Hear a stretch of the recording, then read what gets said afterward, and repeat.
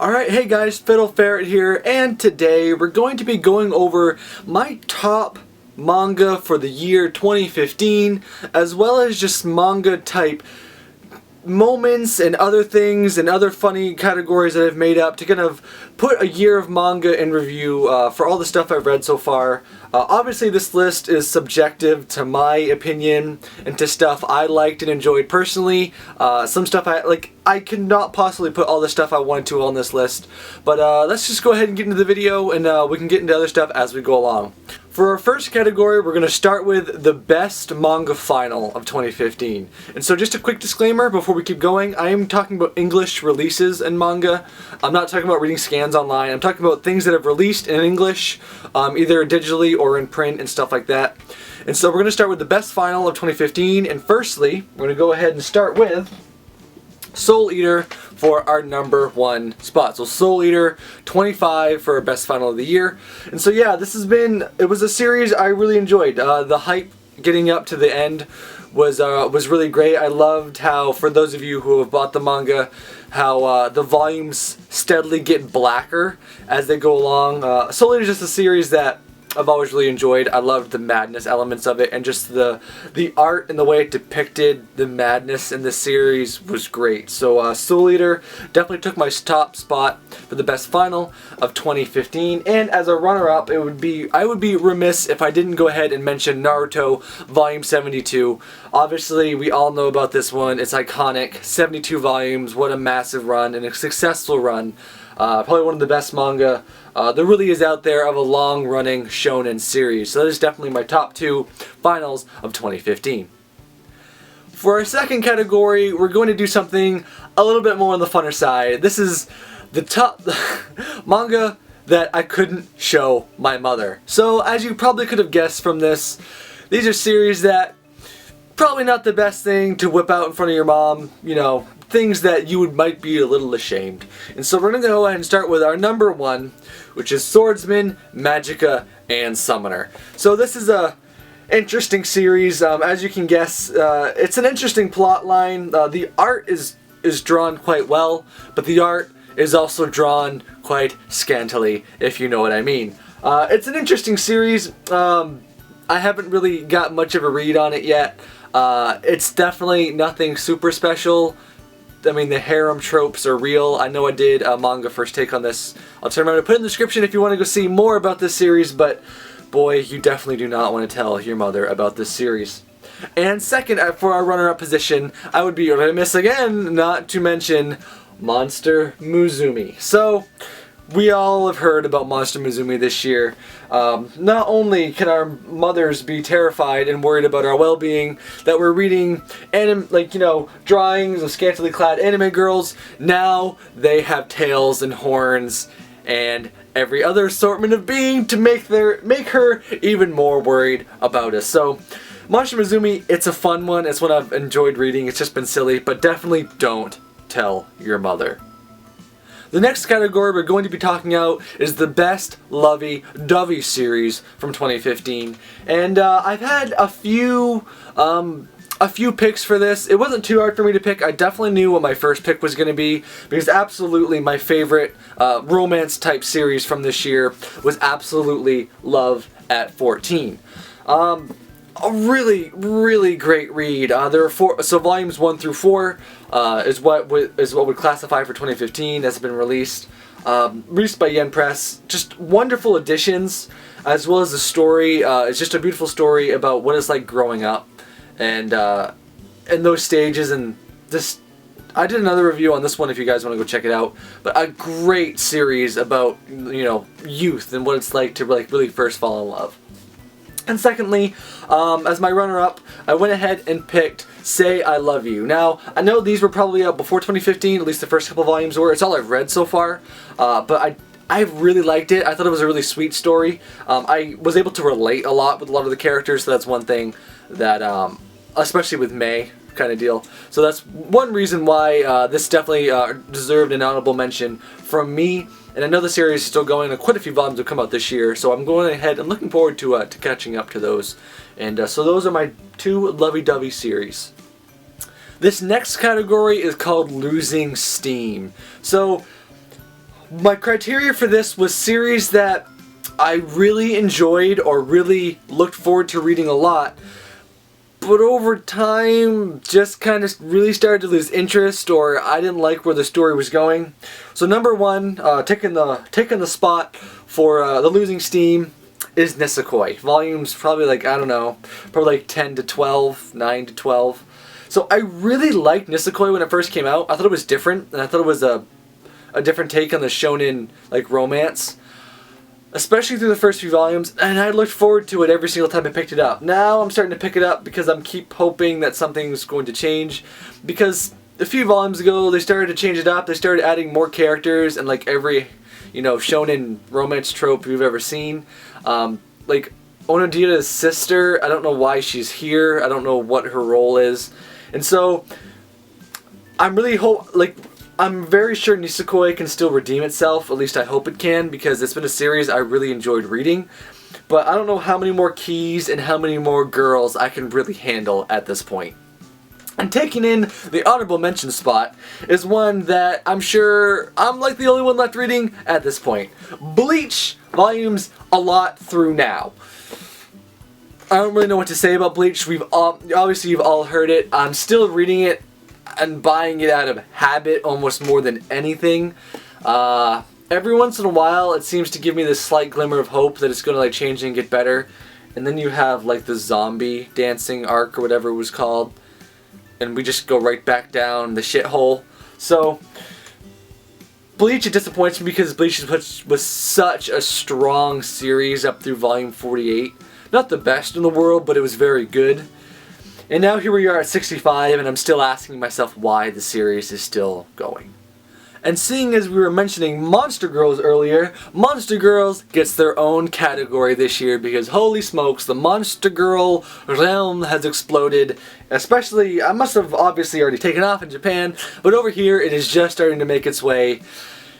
Get ready, ladies and gentlemen. But I have some different series that maybe you guys weren't expecting. First of all, taking my number one spot is A Centaur's Life. Volumes, I don't know how many came out this year. It's probably something like, I don't know if they all came out. I don't know if 1 through 7 came out all this year. I don't think so. It's probably more like 4 through 7 or 3 through 7, something like that. But A Centaur's Life follows a young girl named Hime, and she's a centaur, obviously. She's the main character. And it's just a really nice slice of life story. It's the exact opposite of a story like Monster Mizumi, where this is like a world fully inhabited by monster races, and it's a lot of like almost like how these races intermingle, and like there's even some like political stuff that kind of goes on, which was really interesting to ask the questions and how would society work with all these different types of creatures.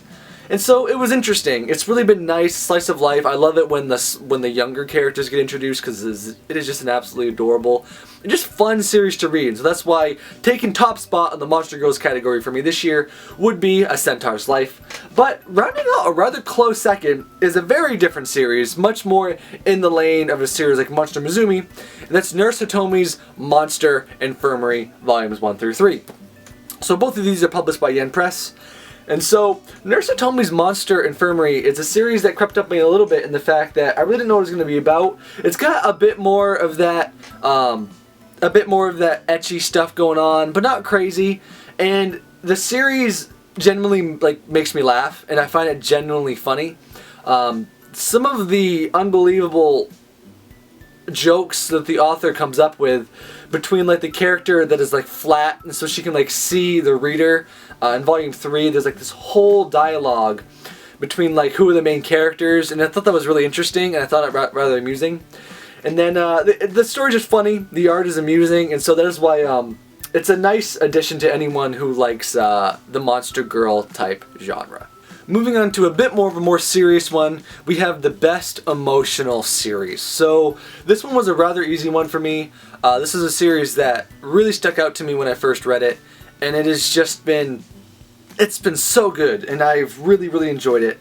And it's A Silent Voice, volumes 1 through 4. So Silent Voice, if you haven't seen my first take on it, deals with a girl that is deaf, and the main character, who bullies her, and like when they first meet and as they're kids.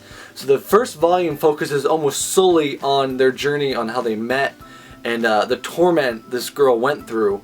And then it skips and goes to the rest of the series is when they're older and they meet up again. And it's this touching love story about disability and the consequences of your actions. And it is a really touching series. Truly, it's a must-read, I think, for anybody. Out of any series that are going to be on this list, this is one of the ones you really have to go read the absolute most. And taking in the honorable mention spot is Your Lie in April. Again, I believe it's volumes 1 through 4. So Your Lie in April, I haven't watched the anime yet. I'm scared because everyone is always like, oh, bruh, Your Lie in April, bruh. And so, I have a feeling I know kind of what's happening because I've tried to avoid what spoilers I can. But this really has been another really touching series about loss and expectation and overcoming like your worst fears and memories. And so I also do like music and stories that deal with music, so this has been another just bonus on top of all of that. Moving on to our next category, we have the What the Fuck Was That manga series of the year. So there was a couple I had in mind, but absolutely taking the top spot without question, Prison School Volumes 1 and 2, Omnibus, or whatever you want to call it. So, Prison School, boy oh boy, was this interesting. So yeah, those of you who have any idea what Prison School is, the anime came out this year as well. Guys that go to an all-girls school that used to be an all-girls school, and then they peep and get put in jail, and shit hits the fan. Between peeing scenes and peeing erotica, this easily takes the top spot of What the Fuck series of the year. And, of course, I'd be remiss not, I said remiss a lot. There has to be an honorable mention. So I'm going to go ahead and throw in Pandora and the Crimson Shell, Ghost Urn. So, just good look at that. Good look at that. So, this series almost like, at least Prison School is kind of funny. This series is almost just like, I read the first volume, was just like, what's happening? I don't know what's going on. I don't know. The first volume is so confusing that legitimately I didn't know what was going on, and I had to get the second volume to see if they really explained it at all. Spoiler alert, not really. A little bit. So, between weird robots with cat girls and it really kind of made me go, what the fuck? And on to our next category. I made a category called Beautiful and the Best Beautiful and Mature. So with this category, I'm looking at series that maybe could be for a bit more of a more mature audience, and that can also has an art style that really takes it to another level. And so I actually had a really hard time with this because I had some really interesting... I couldn't pick number one at all. I was having a really hard time picking the number one. So, but with all my hemming and hawing, I ended up picking The Ancient Magus Bride. So this is a series that is absolutely stunning artwork and a very interesting story between a girl that is like comes into a world of magic she didn't know existed, and the main guy here, his style and the way he's drawn, just adds so much to this series, and it's such an interesting read that it definitely earned the top spot of Beautiful and Mature for me for 2015. But just coming up in the closest second possible is a series that I've like really been enjoying so much, is Witchcraft Works by Vertical. So Witchcraft Works, I don't know how many volumes have come out. I don't know if all the volumes have come out this year. They might have. It might be like all like 7 volumes that come out this year. So Witchcraft Works is probably one of the absolutely best drawn series I've read this year. Go ahead and check out my manga review of that as well, because I show in the video, I believe, just how unbelievably stunning the art style actually is. The Magus Bride takes very interesting concepts and makes them look nice. Witchcraft Works just has drop-down stunning visuals. Like, the anime pales in comparison, from what I've seen of it. So, Witchcraft Works, if you're looking for a nice mature series that has some magic and some supernatural stuff in it, and want something that's drawn gorgeously, Witchcraft Works is definitely a good option. Next on the list is a little category I like to call off the junk pile. So these are series that just absolutely didn't really interest me. They didn't really live up to any semblance of quality, of hype, or anything. So starting off, I'm just going to start off with a series that just didn't do it for me. Dragon's Riding. So this volume just came out not very long ago at all. The story was confusing. It was perverted for unnecessary reasons. It's basically just there to be boobs and butts, and the humor wasn't funny. Just the main character wasn't explained. The supporting characters weren't very good. The concept was sort of confusing about what's even going on with the dragons and the school and the fighting, and it just kind of was this jumbled mess that earned it a spot on the junk pile. And secondly, in the, I guess, dishonorable mentions, is actually 12 Beast. So, a big contrast to Monster Musume, which is a series I did actually enjoy quite a bit. This obviously being from the same creator. Couple things about 12 Beast is that I didn't like the main character very much. I thought he was very weak and underdeveloped. And then I also thought the art was not as good as it is in Monster Musume, which surprised me slightly. And then just the world building and the actual story itself, also, I just didn't find good. It didn't really make sense to me. Also, I mean, I understand what you're trying to do with the cow people, but this cover was so ridiculous I didn't even want to buy it. I mean, I know it's manga, and I know we have some weird stuff, but it's just weird to look at. So, I really just didn't enjoy 12 Beast for a series I was rather hyped on and looking forward to. Seeing as it was from the same creator of Monster Musume, it left me very disappointed. The next category is a category I titled Shonen 3-star. So, it's so hard because shonens are usually a genre I like, and so they could easily dominate any list I would ever do or video like this. So I wanted to give it, instead of just like trying to fit them in categories they didn't fit into, I decided to just give them like, in hockey, I watched a lot of hockey, NHL hockey, so I decided to do my 3 stars. So I'll start off with Food Wars, one of the best drawn shonen series of the year for me. These volumes, I don't know if they've all come out this year. I think they might have like volumes 1 through like 8, or maybe it's more like 3 through 8, something like that. And so, it's very well drawn. It makes me goddamn hungry all the damn time. And it's one of the most unique shonen I've ever read in the fact that the battles are interesting, it changes the tropes slightly. And it's one of the best shonens I've ever read without actually having fisticuff fighting, which definitely earned it a spot and probably could even been higher on this 3 stars. But anyway, it's going to take it home. The 3rd star, and coming up next, is The 7 Deadly Sins. And this is a series that almost made my surprise gem list, because when the first few volumes of The 7 Deadly Sins came out, I didn't think the art style looked very good. And I very much underappreciated it, and I didn't get the first few volumes until probably 4 or 5 of them had been out. But after I started reading it, it was so well done. Between the characters, and they've almost taken the tropes of the sins, and switched them around, and made them different from, Full Metal Alchemist, and I'm trying to remember, I know there are other series I've read that use the 7 Deadly Sins. It's taken the tropes and switched them to characters you wouldn't necessarily think right away they fit, but they do in a way. And so I think the strength of the 7 Deadly Sins series here is its characters by far. The characters are great. I love the setting and the world they're in, which definitely deserved its title of the 2nd star on this list.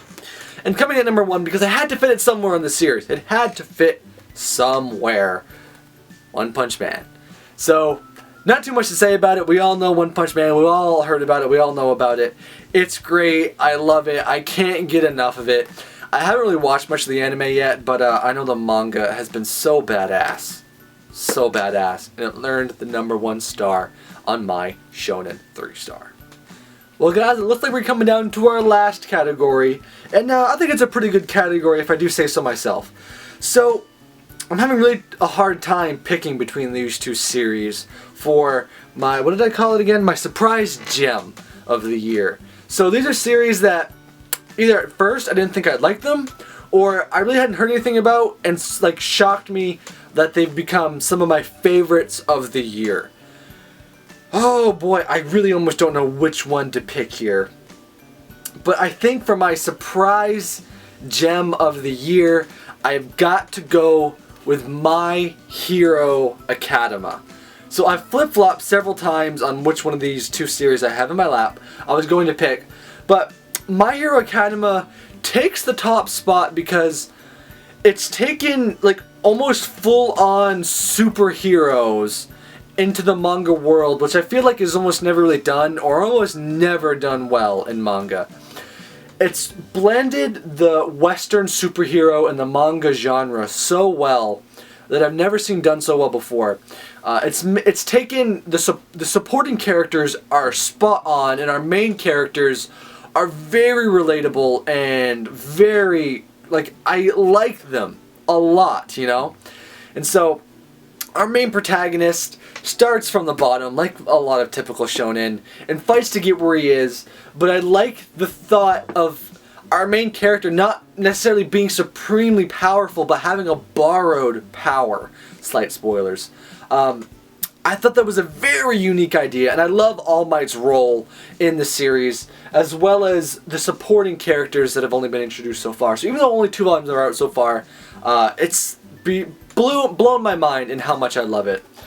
And almost not even an honorable mention, this close to taking the top spot, absolutely, is Yamada-kun and the Seven Witches. This is a series that, like, the first volume was about body swapping, and it was good. I kind of liked it. I liked the art style. I believe the woman who wrote this was once a what's the word? Apprentice, sort of. That's not it, but you guys get what I'm saying. To the author of Fairy Tail Hero Mashishima, and every once in a while you get that art style in there, especially with some of the facial expressions, which is really cool.